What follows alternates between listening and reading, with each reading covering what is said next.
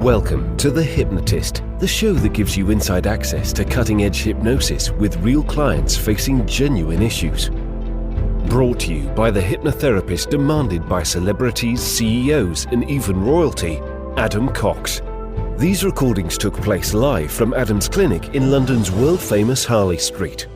This podcast features powerful hypnosis, so do not listen while driving or operating machinery. This recording is not suitable for those with epilepsy or severe mental health issues. So, get yourself comfortable and enjoy today's episode of The Hypnotist. Hi, it's Adam here, and in today's episode of The Hypnotist, you'll be listening to a short hypnosis session created for a younger client. It was actually a child that was feeling sad by what he thought was friends provoking him in a way to get a reaction.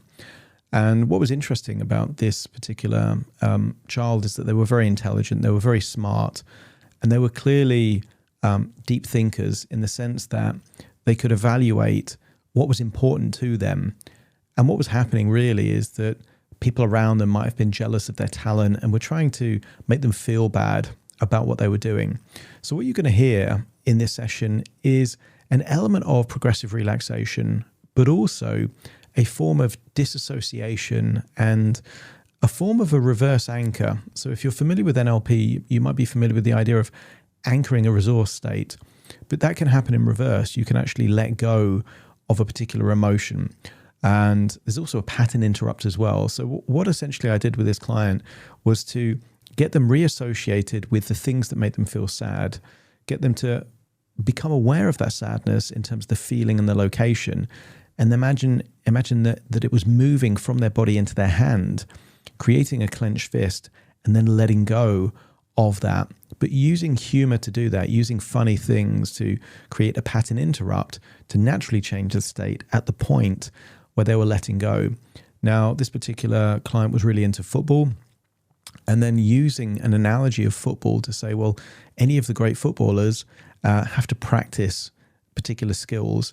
So it was introduced that this idea of letting go of sadness was a skill, much like learning a free kick or taking a penalty in football, and that with practice he could get really good and quick at that particular skill. So just a short hypnosis session, very suitable for children because it was created for a child, to enable them to identify that they're feeling sad or they're feeling an emotion that they don't want and be able to let go of that rapidly. So find a quiet place where you won't be disturbed, relax, and enjoy the session.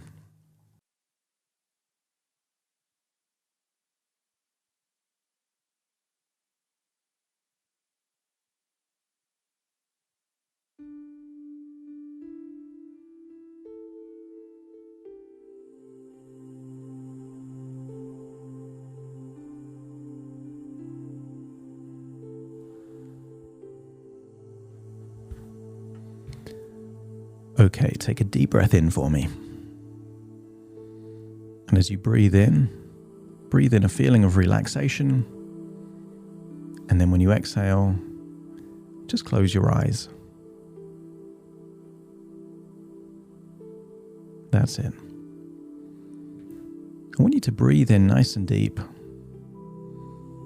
And breathe out nice and deep. And just position your body in a way that you can feel really comfortable. That's it. And I want you to imagine that as you breathe in and you breathe out, you're becoming more and more relaxed.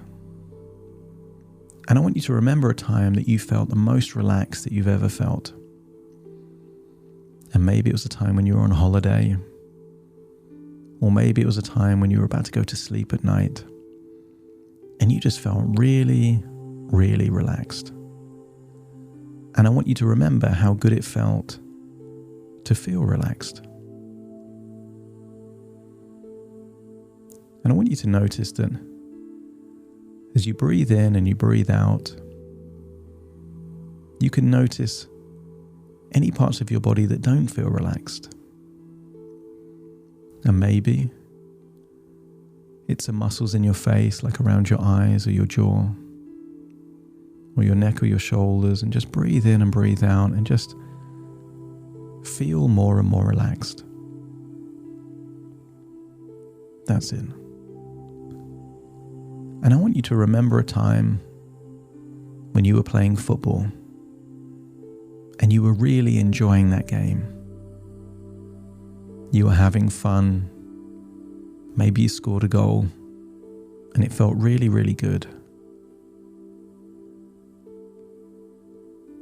And then I want you to remember a time where something happened to make you feel sad.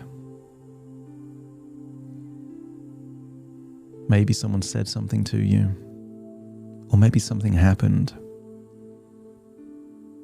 And I want you to realize that when people have really high standards, if people say things that tell us we're not as good as we think, or something happens that makes us think that we didn't do what we wanted to do, that because you have very high standards, it can feel sometimes disappointing, and sometimes we can feel sad. And I want you to remember a time when you felt sad.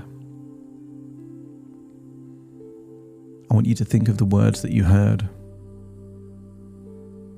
And I want you to think of that moment again like it's happening now. Not because it's good to feel sad, but because we're going to teach your brain how to let go of sadness quickly. And as you remember that time that made you feel sad, I want you to notice where in your body you felt that sadness. And maybe it was your chest, or your head, or somewhere else. And I just want you to point to where it feels like the sadness is. That's it. And then all I want you to do, and you can relax and close your eyes and just remember that feeling of sadness. I want you to imagine it's moving from that place into your hand. And when you feel the sadness move from your body into your hand, I want you to tighten your hand and turn it into a fist. And the more that sadness moves from your body into your hand, the tighter the fist gets, until it's really, really tight. And when all the sadness has moved from you into your hand, just let me know by nodding your head. And then I want you to use that powerful imagination of yours to think of something that makes you smile. Maybe it's a toy. Maybe it's a silly voice. Or maybe it's something else. And as you start to smile, I want you to let go of that fist and to feel all the sadness disappear into the air. That's it. And then I want you to do it one more time with a different memory. A completely different time that made you feel sad, and I want you to go back to that memory and remember all the things that happened to make you feel sad. And when you feel like you did at the time and you feel the sadness, notice where it is in your body and move it from your body into your hand. Tighten that fist and then think of something that makes you smile or happy and let go of that and just feel the sadness disappear into the air. And I want you to think of your favorite footballer and imagine them training. And I want you to think that sometimes a really good player has to practice a free kick many, many times. And they might practice penalties. And they might practice dribbling. And sometimes they keep practicing until they're really, really good at that thing. And I want you to think that whenever someone tries to make you feel sad, they're trying to score a goal against you. But you now have different skills. You have skills to defend yourself, as you can imagine yourself in a powerful force field. And you can imagine silly voices coming from these people that have tried to make you feel sad.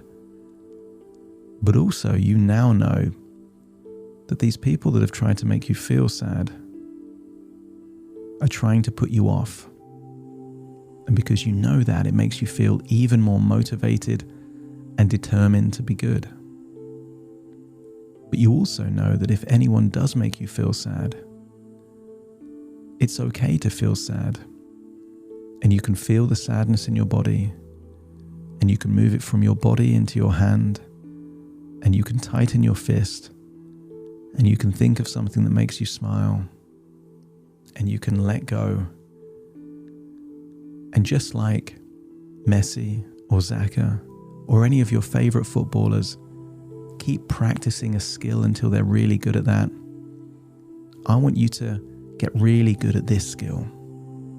That whenever you feel sad, it's an opportunity to practice moving it from you into your hand, letting it go. And one day you'll be able to do it in a few seconds. Because you've had times where you felt sad for an hour, and maybe it gets down to 5 or 10 minutes. But what if one day you could reach a point where you could feel sad for just a few seconds until you let that go? Then it means that it's really difficult for you to feel sad. And it means that it's harder for people to score goals against you. And if all of this makes sense, just let me know by nodding your head. That's it. And now it's time to feel like all of you are back in the present, but you've learned new skills to defend yourself against feeling sad, and new ways to let go of sadness if you do feel sad. So it's time to open your eyes completely. I'm going to count from 1 to 10, and you're going to feel all alert, and you're going to feel more confident. Starting to count. 1, 2, 3, waking up. 4, 5, 6, more alert. 7, 8, wide awake. 9, 10.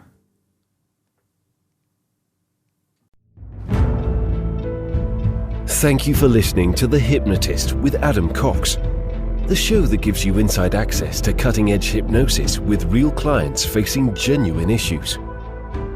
To automatically receive the latest episodes, please subscribe. If you'd like to support the show, please share this episode with just one friend you think it could help. And if this episode helped you, please leave us a 5-star review.